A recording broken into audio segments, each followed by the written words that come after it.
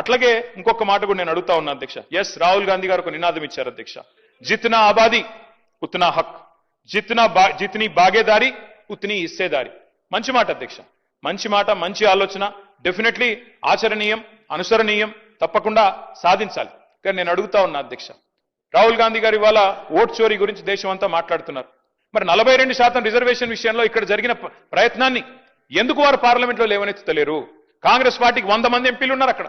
మీరెందుకు గట్టిగా పట్టుబడతలేరు? పార్లమెంట్లో 42% మీద అక్కడ కదా జరగాల్సింది చర్చ, అక్కడ కదా జరగాల్సింది రాజ్యాంగ సవరణ. అక్కడ చేయాల్సిన ప్రయత్నం చేయకుండా ఇక్కడ ఎంత చేస్తే కంఠశోష తప్ప ఏమొస్తుంది అధ్యక్ష?